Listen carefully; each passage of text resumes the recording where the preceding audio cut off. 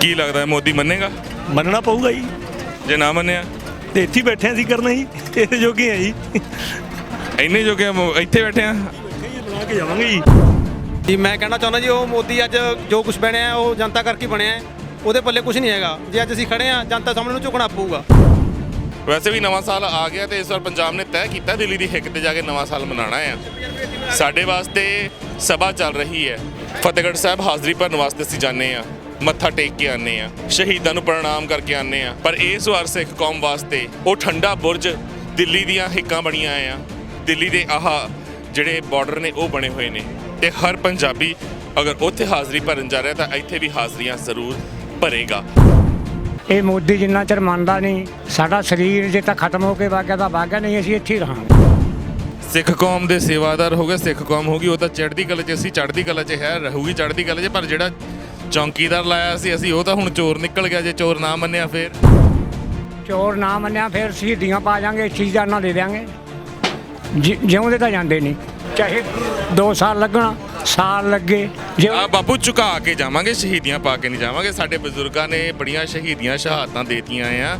ਹੁਣ ਪ੍ਰਮਾਤਮਾ ਨੇ ਇੰਨਾ ਬਲ ਬਖਸ਼ਿਆ ਆ ਸਾਨੂੰ, ਸਾਡੀ ਨੌਜਵਾਨ ਪੀੜ੍ਹੀ ਆਪ ਮੁਹਾਰੇ ਇੱਥੇ ਪਹੁੰਚੀ। ਉਹ ਕਿਸੇ ਪਾਰਟੀ, ਕਿਸੇ ਧੜੇਬੰਦੀ, ਕਿਸੇ ਜਥੇਬੰਦੀ ਵਾਸਤੇ ਨਹੀਂ ਪਹੁੰਚੀ, ਉਸ ਪਰਮਾਤਮਾ ਦੀ ਕਲਾ ਵਰਤੀ ਹੈ, ਅਸੀਂ ਤਾਂ ਇੱਥੇ ਪਹੁੰਚੇ ਆ। ਫਿਰ ਵੀ ਤੁਹਾਡੇ ਜੋਸ਼ ਨੂੰ ਸਲਾਮ ਹੈ ਕਿ ਇਹ ਬਜ਼ੁਰਗ ਨੇ 70 80 ਸਾਲਾਂ ਦੇ, ਜਿਹੜੇ ਕਹਿੰਦੇ ਨੇ ਕਿ ਅਗਰ ਨਹੀਂ ਮੰਨਦੇ ਤਾਂ ਅਸੀਂ ਸ਼ਹੀਦੀਆਂ ਪਾ ਕੇ ਜਾਵਾਂਗੇ। ਸਾਡੇ ਨੌਜਵਾਨ ਵੀ ਅਜਿਹਾ ਹੀ ਕਹਿੰਦੇ ਨੇ। ਵਾਹਿਗੁਰੂ ਜੀ ਕਾ ਖਾਲਸਾ, ਵਾਹਿਗੁਰੂ ਜੀ ਕੀ ਫਤਿਹ। ਗੁਰੂ ਪਿਆਰਿਓ, ਅਸੀਂ ਤਿੱਕਰੀ ਬਾਰਡਰ ਉੱਤੇ ਖੜੇ ਹਾਂ। ਤੁਹਾਨੂੰ ਪਤਾ ਹੈ ਕਿ ਮੋਰਚੇ ਲੱਗੇ ਹੋਏ ਨੇ ਕੋਨਲੀ ਤੇ ਸਿੰਘੂ ਬਾਰਡਰ ਦਾ। ਤੁਹਾਨੂੰ ਲਾਈਵ ਅਪਡੇਟ ਦਿਖਾਈ ਤੇ ਉੱਥੇ ਵੀ ਖਾਲਸਾ ਏਡ ਵੱਲੋਂ ਕੀ ਸੇਵਾਵਾਂ ਨਿਭਾਈਆਂ ਜਾ ਰਹੀਆਂ ਨੇ। ਸੰਗਤ ਨੂੰ ਕਿਸੇ ਤਰ੍ਹਾਂ ਦੀ ਕਿਸੇ ਵੀ ਚੀਜ਼ ਦੀ ਘਾਟ ਨਹੀਂ ਆਉਣ ਦਿੱਤੀ ਜਾ ਰਹੀ। ਈਵਨ ਕਿ ਮਸਾਜਰਸ ਵੀ ਲਗਾਏ ਗਏ ਨੇ ਤੇ ਉਹੀ ਸੇਵਾ ਇੱਥੇ ਇੱਕ ਦੂਸਰੇ ਅੰਦਾਜ਼ ਦੇ ਵਿੱਚ ਨਿਭਾਈ ਜਾ ਰਹੀ ਹੈ। ਉਰੇ ਖਾਲਸਾ ਏਡ ਵੱਲੋਂ ਕਿਸਾਨੀ ਮਾਲ ਖੋਲ੍ਹਿਆ ਗਿਆ ਹੈ ਤੇ ਆ ਤੁਸੀਂ ਦੇਖ ਸਕਦੇ ਹੋ ਕਿੰਨੀ ਲੰਬੀ ਲਾਈਨ ਲੱਗੀ ਹੋਈ ਹੈ। ਜਿੰਨੇ ਵੀ ਉਰੇ ਪ੍ਰੋਟੈਸਟ ਦੇ ਵਿੱਚ ਆਏ ਹੋਏ ਨੇ ਕਿਸਾਨ, ਉਹ ਹਰ ਚੀਜ਼ ਨੂੰ ਬਹੁਤ ਹੀ ਵਧੀਆ ਤਰੀਕੇ ਦੇ ਨਾਲ ਪਰਚੀਆਂ ਬਣਾ ਕੇ ਕਿਸਾਨਾਂ ਨੂੰ ਉਹ ਦਿੱਤੀਆਂ ਜਾ ਰਹੀਆਂ ਨੇ। ਆ ਨੌਜਵਾਨ ਬੈਠੇ ਹੋਏ ਨੇ, ਖਾਲਸਾ ਏਡ ਦੇ ਵਲੰਟੀਅਰਸ ਬੈਠੇ ਹੋਏ ਨੇ। ਜੋ ਵੀ ਕਿਸਾਨਾਂ ਦੀਆਂ ਰਿਕੁਆਇਰਮੈਂਟਸ ਹੈ ਨੇ, ਟਰਾਲੀ ਵਾਈਜ਼ ਉਹਨਾਂ ਦੇ ਨੰਬਰ ਨੋਟ ਕੀਤੇ ਜਾਂਦੇ ਨੇ ਤੇ ਟਰਾਲੀ ਤੱਕ ਉਹ ਚੀਜ਼ ਪਹੁੰਚਾਈ ਜਾਂਦੀ ਹੈ। ਖਾਲਸਾ ਏਡ ਦਾ ਆਹ ਮਾਲ ਤਿਆਰ ਕੀਤਾ ਗਿਆ ਹੈ। ਇਸ ਦੇ ਵਿੱਚ ਹਰ ਉਹ ਚੀਜ਼, ਅਸੀਂ ਜਦੋਂ ਸ਼ਾਪਿੰਗ ਵਾਸਤੇ ਕਿਤੇ ਵੀ ਮਾਲ ਵਗੈਰਾ ਦੇ ਵਿੱਚ ਜਾਂਦੇ ਹਾਂ, ਜਿੱਦਾਂ ਸਾਨੂੰ ਉੱਥੇ ਹਰ ਚੀਜ਼ ਦੀ ਅਵੇਲੇਬਿਲਿਟੀ ਮਿਲਦੀ ਹੈ, ਉਸੇ ਤਰੀਕੇ ਦੇ ਨਾਲ ਖਾਲਸਾ ਏਡ ਦੇ ਇਸ ਮਾਲ ਦੇ ਵਿੱਚ ਵੀ ਹਰ ਚੀਜ਼ ਅਵੇਲੇਬਲ ਕੀਤੀ ਗਈ ਹੈ ਕਿਸਾਨਾਂ ਵਾਸਤੇ। ਤੇ ਬਹੁਤ ਹੀ ਸੁਚੱਜੇ ਢੰਗ ਦੇ ਨਾਲ ਹਰ ਚੀਜ਼ ਟਰਾਲੀਆਂ ਤੱਕ ਪਹੁੰਚਾਈ ਜਾ ਰਹੀ ਹੈ। ਲਿਸਟਾਂ ਬਣਾਈਆਂ ਜਾਂਦੀਆਂ ਨੇ ਖਾਲਸਾ ਏਡ ਦੇ ਵਲੰਟੀਅਰਸ ਦੇ ਵੱਲੋਂ।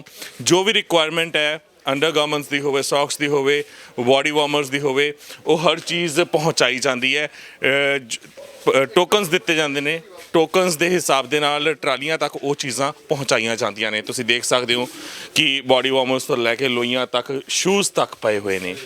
ਤੇ ਇਹ ਜਿਹੜੇ ਸਵਾਲ ਚੱਕਦੇ ਨੇ ਆਪਣੇ ਸਿਆਸਤ ਦੀਆਂ ਕੁਰਸੀਆਂ ਤੇ ਬੈਠ ਕੇ ਕਿ ਆਖਿਰ ਫੰਡਿੰਗ ਕਿੱਥੋਂ ਹੋ ਰਹੀ ਹੈ, ਕੌਣ ਕਰ ਰਿਹਾ, ਤੇ ਉਹਨਾਂ ਨੂੰ ਇਹੀ ਕਹਿਣਾ ਚਾਹਾਂਗੇ, ਬਾਬਾ ਨਾਨਕ ਬੈਠਿਆ ਹੈ, 20 ਰੁਪਏ ਦਾ ਲੰਗਰ ਉਹਨਾਂ ਦਾ ਰਹਿੰਦੀ ਦੁਨੀਆ ਤੱਕ ਚੱਲਦਾ ਰਹੇਗਾ। ਉਹਨਾਂ ਨੂੰ ਜਵਾਬ ਇੰਨਾ ਹੀ ਮਿਲ ਜਾਣਾ ਚਾਹੀਦਾ ਹੈ।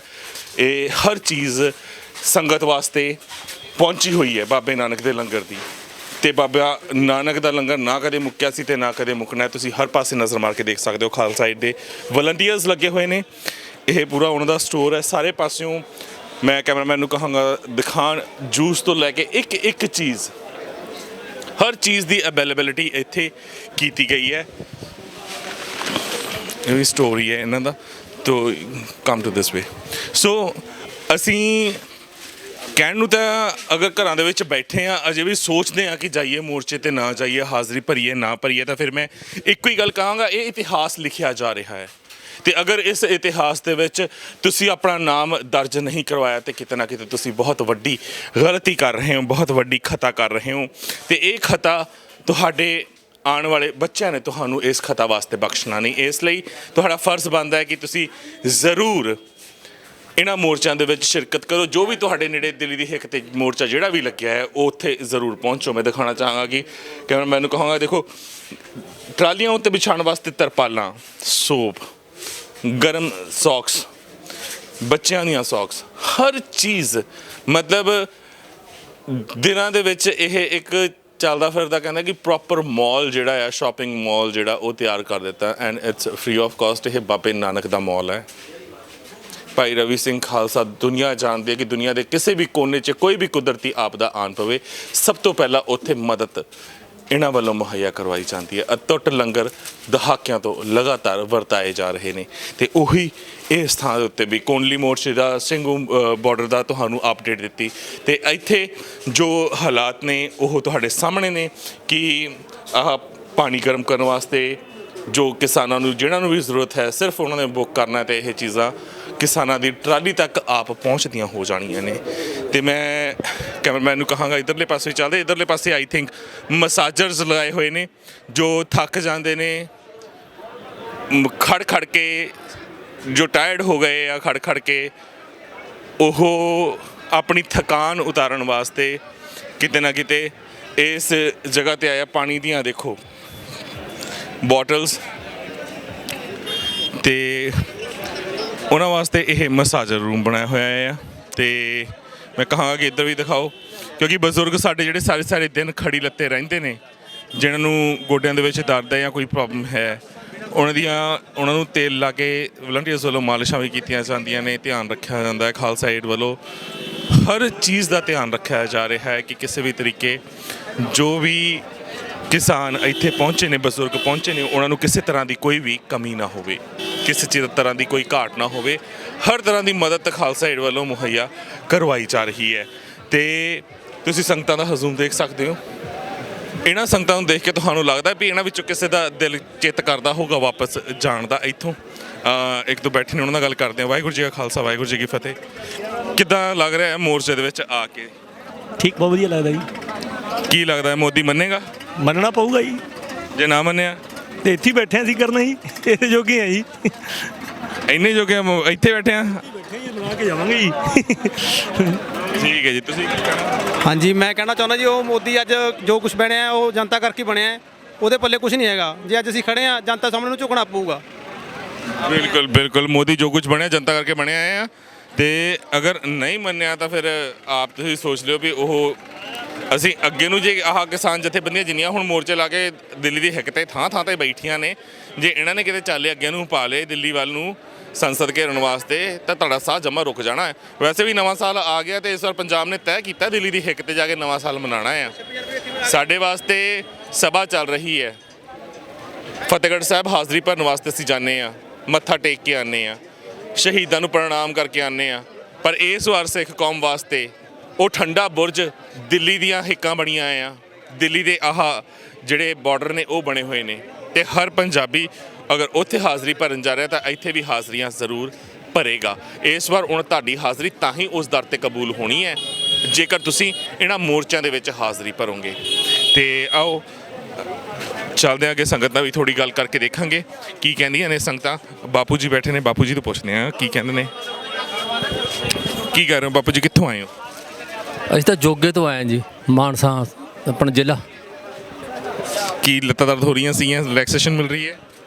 ਹਾਂਜੀ, ਵਧੀਆ ਮਿਲਦੀ ਹੈ ਇਹਦੇ ਨਾਲ ਆ ਕੇ ਇੱਥੇ। ਖਾਲਸਾ ਏਡ ਬਾਰੇ ਕੀ ਕਹਿਣਾ ਚਾਹੋਗੇ? ਇੰਨੇ ਵੱਡੇ ਪੱਧਰ ਦੇ ਉੱਤੇ ਪੂਰੀ ਦੁਨੀਆ ਦੇ ਵਿੱਚ ਖਾਲਸਾ ਏਡ ਵੱਲੋਂ ਸੇਵਾਵਾਂ ਨਿਭਾਈਆਂ ਜਾਂਦੀਆਂ ਨੇ। ਹਾਂਜੀ, ਬਹੁਤ ਵਧੀਆ ਚੱਲਦੀ ਹੈ। ਅਸੀਂ ਤਾਂ ਆਮ ਟੈਲੀਵਿਜ਼ਨ 'ਤੇ ਵੀ ਦੇਖਦੇ ਹੁੰਦੇ ਇਹਨਾਂ ਦੇ। ਉਧਰ ਛੱਤੀਸਗੜ੍ਹ ਕੰਨੀ ਜਦੋਂ ਉਧਰ ਬਿਹਾਰ 'ਚ ਹੜ੍ਹ ਆਇਆ ਉਦੋਂ ਵੀ ਇਹਨਾਂ ਨੇ ਸੇਵਾ ਕਰੀ ਹੈ ਬਹੁਤ ਜ਼ਿਆਦਾ। ਤਾਂ ਭਾਈ ਰਵੀ ਸਿੰਘ ਖਾਲਸਾ ਜੀ ਨੂੰ ਕੋਈ ਮੈਸੇਜ ਸੁਨੇਹਾ ਦੇਣਾ ਉਧਰ ਦੇਖ ਕੇ? ਹਾਂਜੀ, ਜੋ ਇਹ ਸੰਸਥਾ ਚਲਾਉਂਦੇ ਨੇ ਭਾਈ ਰਵੀ ਸਿੰਘ ਜੀ ਖਾਲਸਾ, ਉਹਨਾਂ ਨੂੰ ਕੋਈ ਸੁਨੇਹਾ ਦੇਣਾ ਹੈ ਤੁਸੀਂ ਉਧਰ ਦੇਖ ਕੇ? ਹਾਂਜੀ, ਸੁਨੇਹਾ ਉਹ ਆਪ ਚਲਾਉਂਦੇ ਰਹਿਣ। ਬਹੁਤ ਵਧੀਆ, ਧੰਨਵਾਦ, ਸ਼ੁਕਰੀਆ। ਅਕਾਲ ਪੁਰਖ ਵਾਹਿਗੁਰੂ ਦਾ ਚੁਕਰੀ ਚੜ੍ਹਦੀ ਕਲਾ 'ਚ ਰੱਖੇ ਇਹਨਾਂ ਨੂੰ। ਬਹੁਤ ਬਹੁਤ ਧੰਨਵਾਦ। ਤੇ ਇਹ ਦੁਆ ਹਰ ਸੱਚੇ ਇਨਸਾਨ, ਹਰ ਸੱਚੇ ਜ਼ਹਿਨੀਅਤ ਦੇ ਵਿੱਚੋਂ ਭਾਈ ਰਵੀ ਸਿੰਘ ਖਾਲਸਾ ਵਾਸਤੇ ਨਿਕਲਦੀ ਹੈ। ਉੱਥੇ ਅਸੀਂ ਕਿਸੇ ਧਰਮ, ਕਿਸੇ ਵਰਗ ਨੂੰ ਨਹੀਂ ਜੋੜਦੇ, ਇਨਸਾਨੀਅਤ ਨੂੰ ਜੋੜਦੇ ਹਾਂ। ਜਿਹਨਾਂ ਦੇ ਅੰਦਰ ਇਨਸਾਨੀਅਤ ਜਿਉਂਦੀ ਹੈ ਉਹ ਹਮੇਸ਼ਾ ਅਜਿਹੇ ਇਨਸਾਨ ਵਾਸਤੇ ਦਿਲੋਂ ਦੁਆ ਮੰਗਦਾ ਹੈ ਕਿ ਪਰਮਾਤਮਾ ਉਹਨਾਂ ਦੀ ਉਮਰ ਦਰਾਜ਼ ਕਰੇ, ਦਿਨ ਦੁਗਣੀ ਰਾਤ ਚੌਗਣੀ ਤਰੱਕੀ ਬਖਸ਼ੇ। ਅਜਿਹੀਆਂ ਸੰਸਥਾਵਾਂ ਨੂੰ ਜੋ ਕਿਸੇ ਧਰਮ ਦਾ, ਕਿਸੇ ਜਾਤ ਪਾਤ ਦਾ ਪੈਮਾਨਾ ਨਹੀਂ ਦੇਖਦੀਆਂ, ਸਿਰਫ ਇਨਸਾਨੀਅਤ ਵੇਖਦੀਆਂ ਤੇ ਲੋੜ ਦੇ ਮੁਤਾਬਕ ਹਰ ਚੀਜ਼ ਹਰ ਉਸ ਇਨਸਾਨ ਨੂੰ ਮੁਹੱਈਆ ਕਰਵਾਉਂਦੀਆਂ ਨੇ ਜਿਸ ਦਾ ਉਹ ਹੱਕਦਾਰ ਹੈ। ਤੇ ਤੁਸੀਂ ਬਾਪੂ ਜੀ ਕੁਝ ਕਹਿਣਾ ਚਾਹੁੰਦੇ ਸੀ? ਅਸੀਂ ਜੋਗੇ ਤੋਂ ਆਏ ਹਾਂ, 4 ਟਰਾਲੇ ਲੈ ਕੇ ਲੱਕੜਾਂ ਦੇ ਸੇਵਾ ਦੇ ਵਿੱਚ। ਪਹਿਲਾਂ ਵੀ ਆਏ ਸੀ, ਦੁਬਾਰੇ ਆਏ ਹਾਂ। ਹੁਣ ਅਸੀਂ ਤਾਂ ਇਹੀ ਕਹਿਣਾ ਚਾਹੁੰਦੇ ਹਾਂ ਵੀ ਇਹੋ ਜਿਹੇ ਸੇਵਾਦਾਰਾਂ ਦੀ ਚੜ੍ਹਦੀ ਕਲਾ ਰੱਖੇ ਪਰਮਾਤਮਾ। ਇਹ ਮੋਦੀ ਜਿੰਨਾ ਚਿਰ ਮੰਨਦਾ ਨਹੀਂ, ਸਾਡਾ ਸਰੀਰ ਜੇ ਤਾਂ ਖਤਮ ਹੋ ਕੇ ਵਗ ਗਿਆ ਤਾਂ ਵਗ ਗਿਆ, ਨਹੀਂ ਅਸੀਂ ਇੱਥੇ ਹੀ ਰਹਾਂਗੇ। ਸਿੱਖ ਕੌਮ ਦੇ ਸੇਵਾਦਾਰ ਹੋ ਗਏ, ਸਿੱਖ ਕੌਮ ਹੋ ਗਈ, ਉਹ ਤਾਂ ਚੜ੍ਹਦੀ ਕਲਾ 'ਚ, ਅਸੀਂ ਚੜ੍ਹਦੀ ਕਲਾ 'ਚ ਹੈ, ਰਹੂਗੀ ਚੜ੍ਹਦੀ ਕਲਾ 'ਚ, ਪਰ ਜਿਹੜਾ ਚੌਂਕੀਦਾਰ ਲਾਇਆ ਸੀ ਅਸੀਂ, ਉਹ ਤਾਂ ਹੁਣ ਚੋਰ ਨਿਕਲ ਗਿਆ। ਜੇ ਚੋਰ ਨਾ ਮੰਨਿਆ ਫੇਰ? ਚੋਰ ਨਾ ਮੰਨਿਆ ਫਿਰ ਸ਼ਹੀਦੀਆਂ ਪਾ ਜਾਾਂਗੇ, ਚੀਜ਼ਾਂ ਦੇ ਦਿਆਂਗੇ। ਜਿਉਂਦੇ ਤਾਂ ਜਾਂਦੇ ਨਹੀਂ, ਚਾਹੇ 2 ਸਾਲ ਲੱਗਣ, ਸਾਲ ਲੱਗੇ। ਜੇ ਆ ਬਾਪੂ ਝੁਕਾ ਕੇ ਜਾਵਾਂਗੇ, ਸ਼ਹੀਦੀਆਂ ਪਾ ਕੇ ਨਹੀਂ ਜਾਵਾਂਗੇ। ਸਾਡੇ ਬਜ਼ੁਰਗਾਂ ਨੇ ਬੜੀਆਂ ਸ਼ਹੀਦੀਆਂ ਸ਼ਹਾਦਤਾਂ ਦੇਤੀਆਂ ਆ। ਹੁਣ ਪ੍ਰਮਾਤਮਾ ਨੇ ਇੰਨਾ ਬਲ ਬਖਸ਼ਿਆ ਆ ਸਾਨੂੰ, ਸਾਡੀ ਨੌਜਵਾਨ ਪੀੜ੍ਹੀ ਆਪ ਮੁਹਾਰੇ ਇੱਥੇ ਪਹੁੰਚੀ। ਉਹ ਕਿਸੇ ਪਾਰਟੀ, ਕਿਸੇ ਧੜੇਬੰਦੀ, ਕਿਸੇ ਜਥੇਬੰਦੀ ਵਾਸਤੇ ਨਹੀਂ ਪਹੁੰਚੀ, ਉਸ ਪਰਮਾਤਮਾ ਦੀ ਕਲਾ ਵਰਤੀ ਹੈ, ਅਸੀਂ ਤਾਂ ਇੱਥੇ ਪਹੁੰਚੇ ਆ।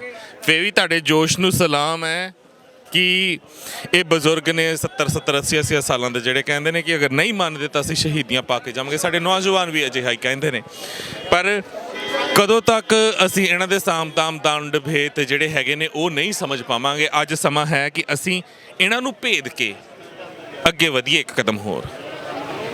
ਅਸੀਂ ਇਸ ਗੰਦੀ ਰਾਜਨੀਤੀ ਨੂੰ ਦਰਕਿਨਾਰ ਕਰਕੇ ਆਪਣੀ ਇੱਕ ਖੇਤਰੀ ਪਾਰਟੀ, ਇੱਕ ਅੱਛੀ ਸਿਆਸਤ ਹੋਂਦ ਦੇ ਵਿੱਚ ਲੈ ਕੇ ਆਈਏ, ਪੰਜਾਬ ਨੂੰ ਇੱਕ ਨਵੀਂ ਨੁਹਾਰ ਦਈਏ, ਤਾਂ ਜੋ ਪੰਜਾਬ ਦੀ ਨੌਜਵਾਨੀ ਵਿਦੇਸ਼ਾਂ ਦਾ ਰੁਖ ਨਾ ਕਰੇ, ਪੰਜਾਬ ਦੇ ਵਿੱਚ ਉਹ ਹਰ ਚੀਜ਼ ਅਵੇਲੇਬਲ ਹੋਵੇ ਜਿਸ ਵਾਸਤੇ ਪੰਜਾਬ ਦੀ ਨੌਜਵਾਨੀ ਆਪ ਮੁਹਾਰੇ ਬਾਹਰ ਨੂੰ ਮੂੰਹ ਚੱਕ ਕੇ ਜਾਣ ਦੀ ਕੋਸ਼ਿਸ਼ ਕਰਦੀ ਹੈ। ਕੁਝ ਹੋਰ ਕਹਿਣਾ ਚਾਹੋਗੇ ਤੁਸੀਂ ਬਾਪੂ ਜੀ? ਬਸ ਇਹੀ ਹੈ ਵੀ ਅਸੀਂ ਸੰਘਰਸ਼ ਹੈ ਜਿਹੜਾ ਦਿਨੋਂ ਦਿਨ ਸਾਡਾ ਵੱਧਦਾ ਜਾਂਦਾ, ਵਧਾਈ ਜਾਂਦੇ ਹਾਂ।